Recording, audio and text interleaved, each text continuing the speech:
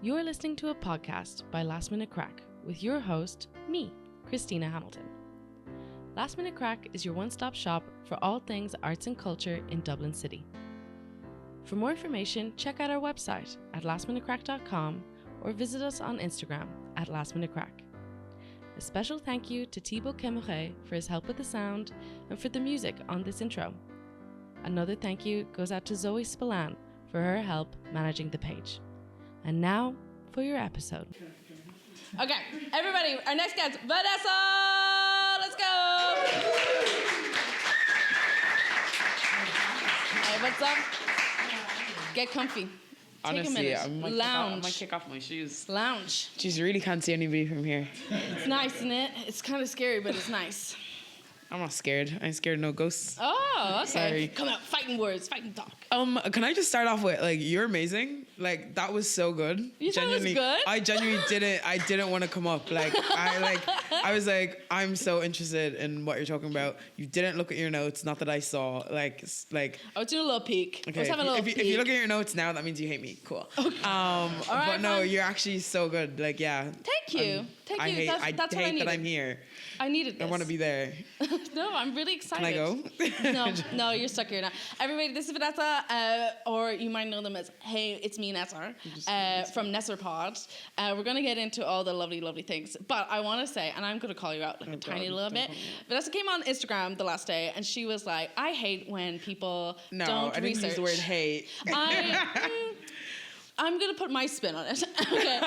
So I went deep diving. Thank you. And I'm going to hopefully hit you with some interesting cues and have some interesting A's. So, Caveat on that, right? Oh, go. I was frustrated that people would either hire you or want to do work with you, but don't know what you do. So why are you getting in touch with me? Absolutely. And that's pretty much it. But I know that you're amazing and you know me, so that's cool. I know you and I think and you're she amazing. DM'd me, she was like, I'm researching right now. I'm typing, I'm like, Googling. thanks. And she made it extra hard because your website's down. Bro, my website's I was like, ass. right, Sorry. we need to get old-fashioned with this. Google. All right. So when I was doing this research, Yes. there was something huge that kind of just stood out for me as an overall theme. And we can get into the kind of nitty gritty of the things that you do, like the football and the podcasting and the media and stuff. But something that I thought was so interesting and important to me to talk about today is your resilience is unbelievable as a human being. And there's something that you said on Where's Your Head At podcast was something about, or I don't know if it was that specifically, but there was something about when you see yourself represented in a negative way, you're only going to see the negative aspects of what you can be. Yes. And I love that you embody this and you're like, I'm going to fucking slay. And you're going to, and be somebody that somebody can look up to. And so I guess it kind of begins with all the kind of hard hits that you got when you were younger. So for those who don't know, you started off in, I think it was 2016, when you went to Michigan to do the sports scholarship. Yeah. And I think you found that quite, that was a difficult transition. Because you said something about it where it was I have to choose specifically where in America I go. Oh, 100%. And that fucking hit me in the head, right? Because if I'm a scholarship, for me, I'm let's go, you know what I mean? Yeah. Whereas you have to think that, and that's fucking shit. Let's get it out of the way, guys. I'm black. Right? I'm not a comedian, but for those who can't see. So I guess that's the context to that thought process. So I played football since I was 7-8 years old and got a soccer scholarship. I wanted to go to America to play football because at that stage, that was kind of the trajectory of what people were doing outside of playing football here. Yeah. I had a couple of ups and downs around that time anyway, but I was like, I need to leave Ireland. I'm going to go to America. And I think my first 4 or 5 options were deep south. And I was and then I went on most racist states in America. And all of them. And I was not doing that. Nope. And then luckily a former Irish player coach was a coach now in Michigan. And she took a chance on me and that was life-changing. But that's even in Dublin, in everyday life, and I think people will say sometimes you make everything about race. But it is like my whole life is race, because the second I walk into somewhere, I notice I'm literally the only Black person here. Not a bad thing, but depending on where you are, it can be treated in a certain way, and you just very quickly realize that the world is a little bit different. Absolutely. But I guess I grew up in Tramore in Waterford, and weirdly enough, I didn't notice that until I left Ireland to go to America. So that's when I guess I started to become more aware of my race, because I grew up in a small town. I think I didn't know some of the racial things that were happening at the time, but it was more, I was accepted as Vanessa and a football player, and I think sports can be a unifier in a lot of ways. So like me and my family integrated very quickly into that community. So because it's so small and people know who you are, there's not a lot of Black people anyway. So it's like you're pretty known very quickly. And luckily I had positive experiences growing up. So leaving was when it started to get highlighted for me. But yeah, that's definitely something that I had to think about. Still kind of have to think about every day. Well, it's from your story. Like it is from the get-go, right? So it's like, I'm going to synopsize, right? If that's okay. It's so long, yeah. But it's like you started off in Waterford playing and you couldn't go somewhere because you didn't have the right passport. Yeah. And that was, I would have been fucking heartbreaking. Yeah. Like, you know, you want, especially for your parents as well. Like your kid wants to do this and you're like, fuck, you know? I think it's so I moved to Ireland as a refugee, and so I was in asylum seeking, whatever, the terms are confusing. But I was in direct provision. So at the time playing football, progressed pretty quickly, and then was coming up to Dublin. Got selected onto one of the underage Ireland teams, and I think at the time I would have been the first African-born player to get that far to be selected on the team. Came to the last day and they were like, "Oh, guys, we're going to England.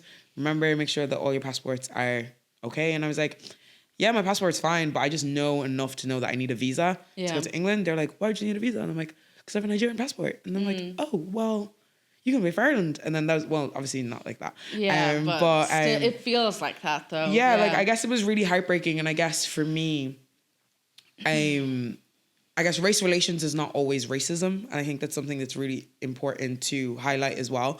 Like I said, like growing up, I didn't have a lot of negative racial experiences. That was a negative racial ethnicity related, but it wasn't racism. So it was like, at the time it was really weird, because I remember like the story went really big. Like I remember Amnesty International calling me, people calling my mom, why won't they let her play, all this. And I'm like trying to explain that like you would have to be like so sadistic to make a young kid go all the way to Dublin, pick a team just to like, and I genuinely don't think that was it. Like I had a great time with the girls, still do. I think it was just Ireland at that time was not ready for those things. Do you know what I mean? And the kind of infrastructure, they just weren't aware that obviously people are not born in Ireland. And that was pretty much it. But that was definitely the start of, I guess, like the heartbreak that came with football. And that was probably age 15. Yeah. So over 10 years now, and still recovering. Well, I mean, I think you're slaying, but and there's a reason why I'm digging this. So I'm like, I'm kind of on a bummer trajectory. I went therapy, guys, so I'm not crying. But like then, so that happens and that's fucked. And then you go to America and then you try out for like 90 minutes postseason and you tear your ACL. Yeah. Which sounds like the most horrible thing I've ever heard about. It's so bad. Then you obviously, what does that mean? Then you got your lupus diagnosis and then, so like, it's just fucking hit after hit after hit. Probably like a couple of years, probably about like 10 years, maybe 7 years of just like bad news. Like, and I think it was always at like the height of my career. So when I went over to America, so I guess from when I didn't get selected for the Irish team, kind of went downhill, started going out, drinking in fields as you do. But I wouldn't have gone out with my friends at that stage. So obviously, I guess now I'm in a place that I know that I was grieving, and I guess the people around me didn't know and didn't expect me to grieve that hard. And I don't think it was dealt with well. So at this stage, I'm like, I've gotten to every level of football that I can. Why would I play football if I can't play for Ireland? Because I've done all this. Like, you know, I've won everything. I'm playing for multiple age groups at the age that I was. So to me, in my head, I was like, it didn't really matter. And then I just kind of snapped out of it, like during the CAO, like 6th year like fifth year summer, I was like, no, like, I want to go play football, right? I'm away, but I was unfit. Went to America now. The collegiate system there is not like in Ireland. You don't just come on and go off. Like, it's a roll on, roll off. So you can come on in the first half, come off in the first half, and go back on in the second half. So that helped with not being so fit. But then postseason now, you're training. It's almost like preseason again. You're just training hard. I'm getting fitter. I'm getting used to the heat. Michigan is like really hot and really cold, so I'm gone used to the heat. Then it gets really cold and snowing, then I get used to that as well. So now I'm in a place that I'm comfortable. We play a post-season game. I'm the only person who plays 90 minutes of that game, and I score 2 goals, and I'm buzzing, like, I'm ready, I'm fit. And then 5 days later, tear my ACL in training. That's such a fucking bummer. There should be a movie. It's crazy. You should have a movie about you. No, dead ass. Like, anybody in here? So like, I think I learned pretty hard, and I think I used to hate being called resilient because I just didn't choose to. It was just the hand that life dealt me, and I guess it's made me who I am. And like I said, like, I have dealt with a lot of the issues that comes with constant loss. And for me, I'm a Christian. So I guess that has been a way for me to channel that as well, because there are points and times where you get so low, and I just don't. There's no point, like, do you know what I mean? And I remember after I got my lupus diagnosis, there's one time, and then I got like heartbroken a couple like months after. I was like, bro, like, and I just remember praying, and I was like, God, like, if I get over this and something bad happens, I'm not getting over it. Like, and I think the word that I used to call myself is an overcomer, and I was like, I'm not going to overcome anymore. I just can't be arsed. And I guess, like, since then, life has been amazing. But it was just kind of, I think fate is really hard to talk about, like, when you're not in a room that I know everybody's a believer in. I guess, like, I don't want to put that on anybody else, but this is my story in my life. But it just made sense to not give up. I don't know how to explain it, because it's harder. It was easier to give up. Like, it was easier to just, it's easier on paper to just not do anything. But to me, it was like, why would I do that? Like, I believe in something more. I believe that, yes, this football and this identity has been shot and my whole life is turned upside down, but I just felt like it's not the end. And I just believe that God has, like, great things for me. And I guess, like, once again, like, it's really weird that this is coming this time, because even if we had this conversation a couple of months ago, I probably wouldn't be able to articulate this well. But my football career, I was so talented, and it's really hard for me to even say that. But, like, the career was really hard, even though my ability was easy. Football came easy to me. Like, the first day I went to football, I got signed the day that I went to play football, and I never played football before. But my career was so hard. There were so many, like, so many stuff. Like, one thing you missed out there, and I think you were just being nice, is that a couple of days after I tore my ACL, I lost my dad. So while being in America, right? But now that I've been doing content creation, right, and I think I just did a segue for you. So, like, even that thing that was really easy for me, I found really hard. But I'm doing something that I never wanted to do, randomly fell into it. And I'd say my career in content creation over the last 3 years has been so much easier, even with all the imposter syndrome. Because I don't believe that I'm meant to be here. It's not something, like, I went to college, I did a master's in public health. Like, those were the type of fields that I was doing. Football was the thing that I wanted to do, but it was so hard. So for me, and kind of linking it back to faith, I think I'm getting confirmation in my life that maybe that wasn't the thing for me. And it's really hard to say, as somebody who spent over 18 years doing this thing that I know that I can do. Like, till this day, I know that if I wanted to put on my boots and go play football, I could.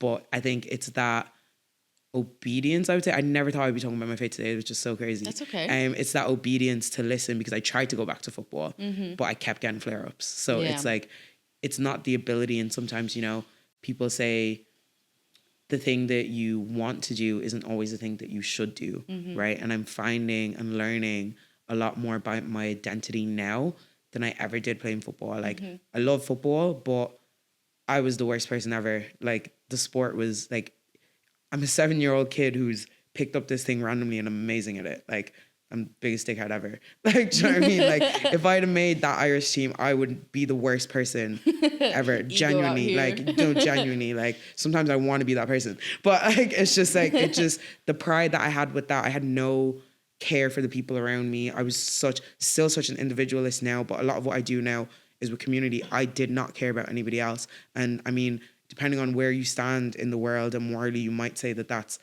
an okay, what's the word? Transaction for fame and ability and things like that.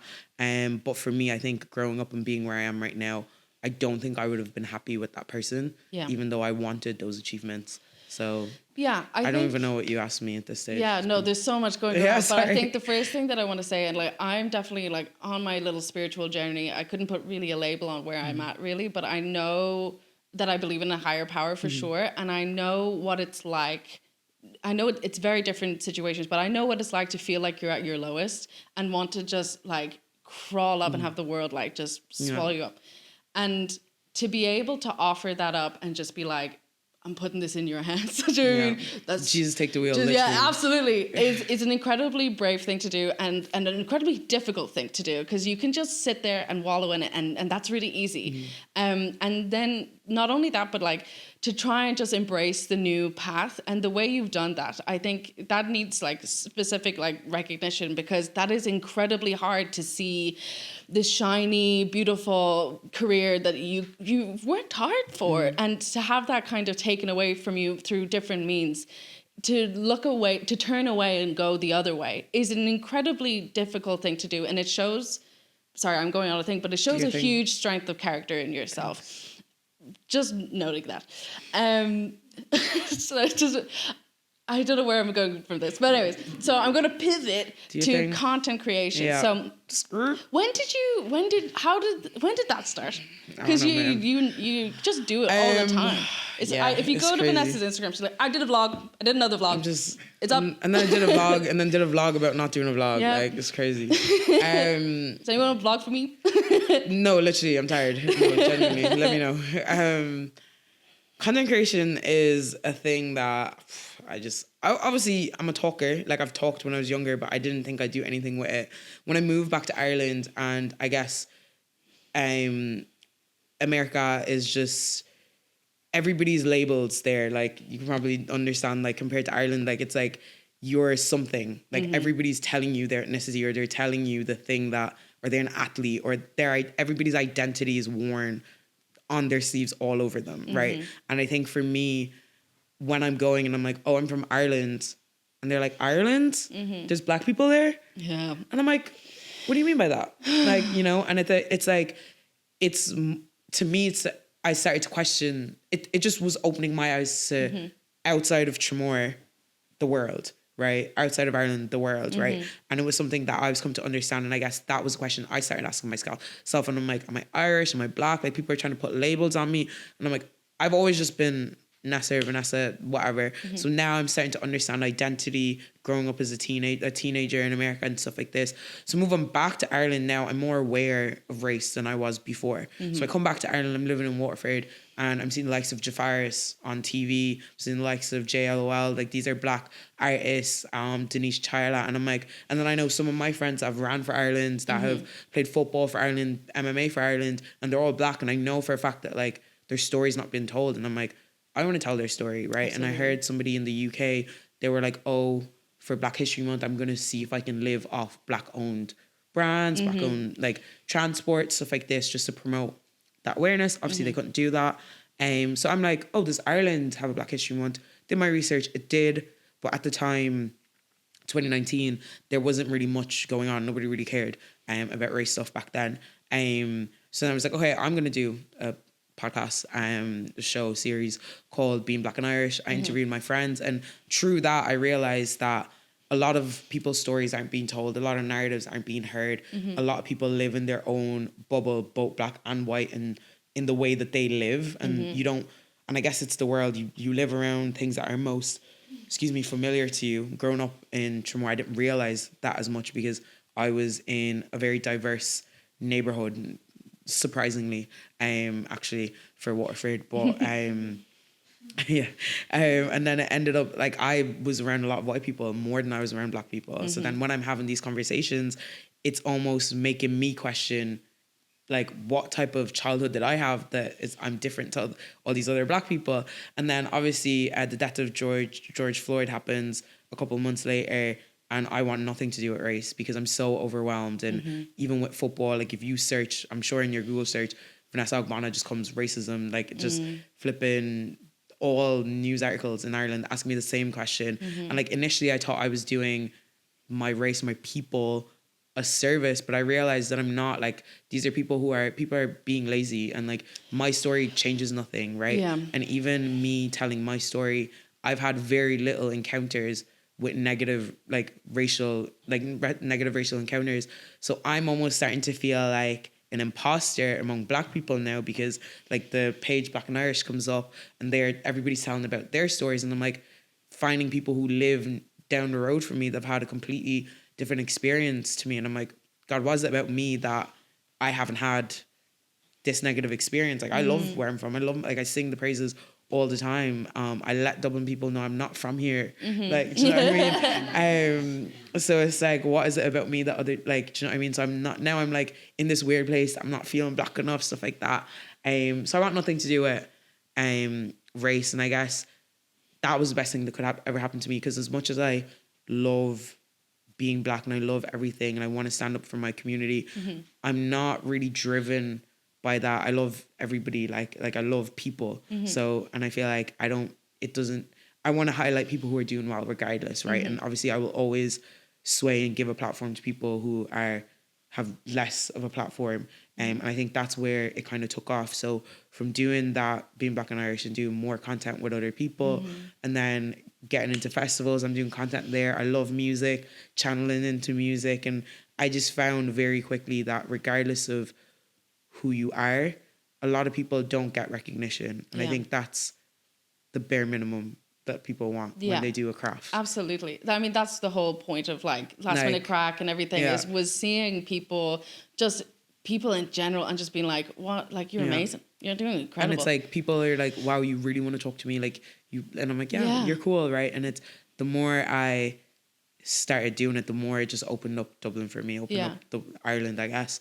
And then in the meantime, obviously battling with lupus, trying to go pro football wise, that didn't work. And then obviously 2021 moved to Dublin after like getting sick and stuff. And yeah, that's kind of where we are timeline wise. I feel really blessed as a person to have known you kind of from the shadows of Instagram for so long, because something that has been really beautiful to see is your just like development as a human being and as a person, like the way you're finessing things. Vanessa, more like, am I right? Hey! Bars. Okay, right. Okay. My job. If you want to leave, I get it. No, but you're the way that you are finessing things as you go, and the way you're shining. And I think the big moment where everybody, or at least I was like jaw dropped, was the BIG Awards. I feel like you stepped out of that BIG Awards great. and you was stunning.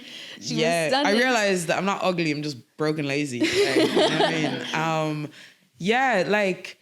Like I said, it's hard, like, because people see things in me before I see it. And I think my whole career as a content creator, it's literally only just starting, really. Like I started maybe 3 years ago, but I would say that it's only in the last, since 2022, that I've started being hired properly for stuff. Like most of it was just me making noise by myself.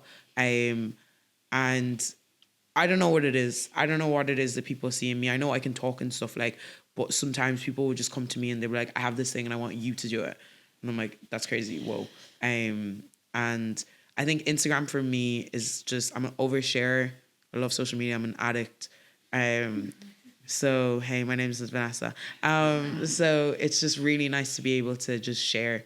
And luckily I haven't had as much negative feedback from stuff. And yeah, I don't really, it's so funny because I put it out there and I don't actually think about how other people take it. And then people come and tell me their perception's good or bad. And I'm like, I don't know who you're talking about. I don't even know you. That's not me. Me? I did that? That's crazy. I mean, the thing that stands out for me the most about you, like, is obviously like the way that you carve a place. But I think you're a very real person.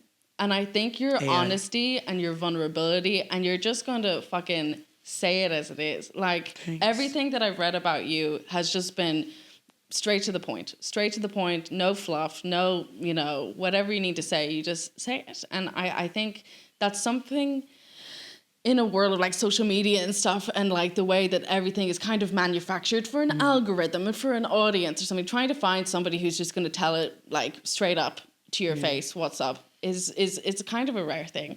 And I want to go back to a thing that you said, and something that I read as well, where it's like people just not getting recognized. And I wanted to ask you, is there somebody in the space that you don't think we're looking at enough?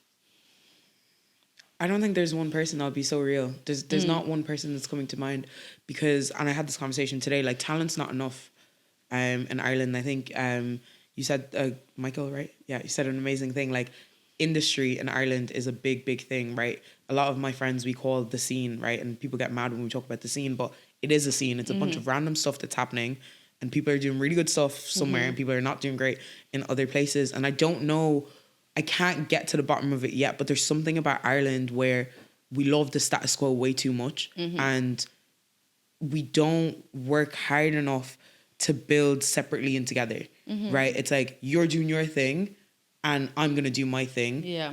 And we're doing it, but we're not connecting. Yeah. But there's something that you do well, that I do well, that maybe we need each other, and it would be so much better if we did it together, right? And creating infrastructures, creating ecosystems. There's a big, and didn't really want to go into politics, but there's a big division in Ireland right now, and just outside of race or whatever, it's like, I don't even know if it's like, it's just a building of capitalist society. It's like, people just want to be individuals so bad, but we forget how connected we are. And I think like COVID reminded us of that, and we just forgot, right? And it's just like, we need people, right? We need people, but because nothing is fully developed, everybody wants to be that person to make it. Yeah. And they, like, it's a crabs in the barrel mentality, right? I want to do it and you guys stay there, right? So that's why you see random artists pop up randomly. They have 4 years max in them, and they hit a ceiling. But for me, I don't think that they hit a ceiling. I think they choose the ceiling. Like, there's a lot of people that, podcasting right now, for example, certain people that were doing great don't go anywhere because not enough people are wanting to be the trailblazers to do the work and pull other people behind. We all want to be the people in front, and that's great. But if there's no ecosystem to keep you where you are, we don't go anywhere. Yeah. And I think I just got really, really sick of seeing, I guess, in the Black, like, urban community, the same artists getting to a certain point, hitting the same spot, and somebody else doing it again in 2 years, instead of that person being able to pass down the information you just got, instead of wasting another couple of years, you know. And then people have jobs, people in general, you're not getting paid as a creative that much, and you're putting a lot of out of pocket. And now it's confirmation bias in my eyes. Not that Ireland isn't hard, but like, it's confirmation bias because nobody's doing anything different. You've just done the same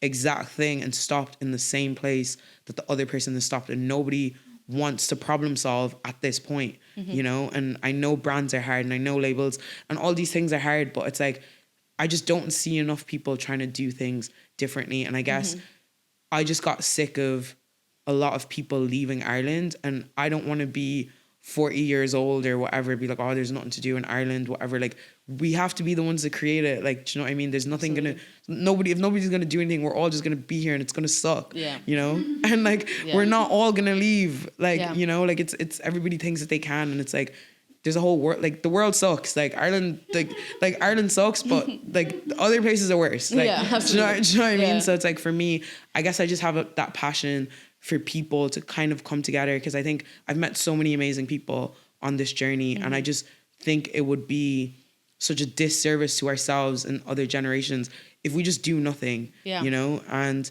there's a lot of things we can't change, but there's a decent amount that we can. So I think that's, I guess, what I focus on, and that's the message that I try to push as much as possible to whoever will listen, I guess. So you guys are lucky to hear this, I guess. No, I hear you. And there is absolutely, like, it's easy to focus on what you can do as a human being and kind of, get kind of blindsided. And I think also it is hard to rely on people. People are flaky and things don't work out the way you want. People suck. People can be kind of annoying to deal with sometimes. But, you know, and I think being let down is so, especially when you're passionate about doing something, it's hard. But like, you said it on something else, but like, and I think that's something you're so good at doing is like just trying to bring people together. You did it through the podcast, and what a star-studded, for me anyways, like they're all the people I'm like,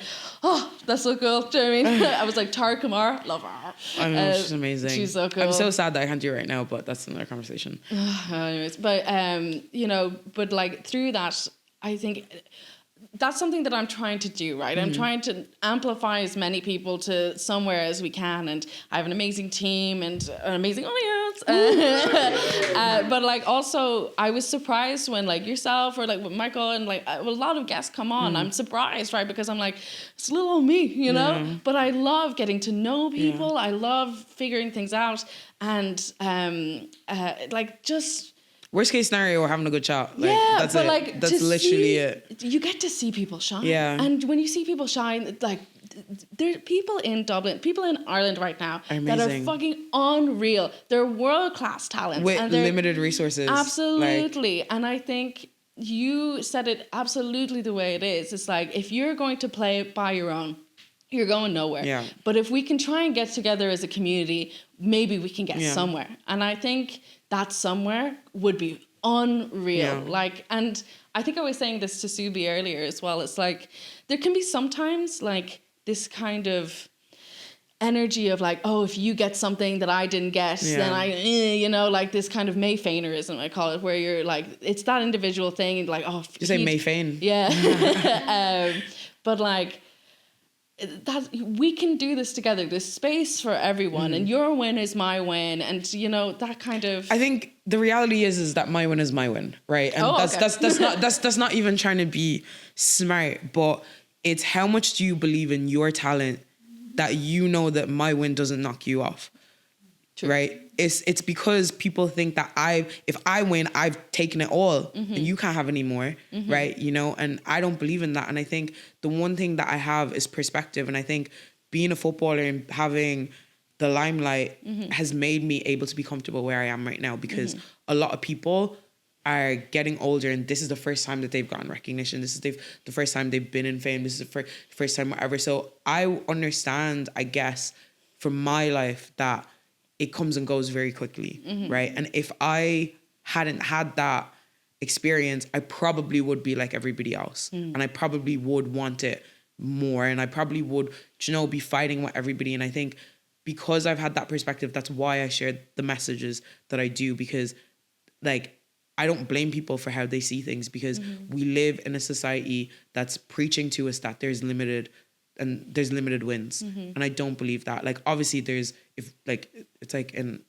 athletics, like if someone comes first, they come first. Like, we're not all participation winners, whatever. I don't believe in that at all. But I do believe that you need to know your role and play your role. Unfortunately, I'm trying to play your role and you're trying to play my role.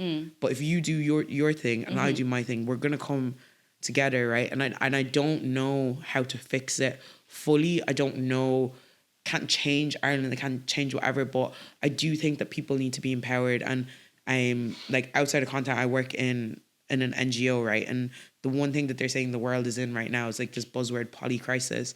And there's just a lot going on, that there's a lot of bad and negative things going on, that as a human, and even with social media, that we're going to get bogged down with so much information. Like, I get compassion fatigue all the time. Like, I see some stuff and I don't react anymore because I go to work and I hear it all, right? And I think because of all that, it makes us feel like I have to look out for my own, right? And like, I believe, yes, obviously you need to do well for yourself, but when it comes to content creation and just a general mindset in the world, like, I do feel like we can do things together and we can do things better, in my opinion. How? I don't really know about that one just yet. But that's just how I feel about things, I guess. Yeah. I gotcha. Okay, well, we're coming to the end of this. No. I could talk to you for ages. I'm loving this. This is not the conversation I thought I was going to have. It's too deep. Yeah, well, you know what? It's because I did my research. You did amazing. Well done. I'm proud of you. I want to say just thank you so much for being you. Thank you for the work. I just want to say thank you for the work you put in. It. You put in work. I feel recognized. Thank you. Okay, you're recognized. Okay. Vanessa, I love you very much. Oh, thank you. Thank you for coming on the pod. Everybody give it up for Vanessa!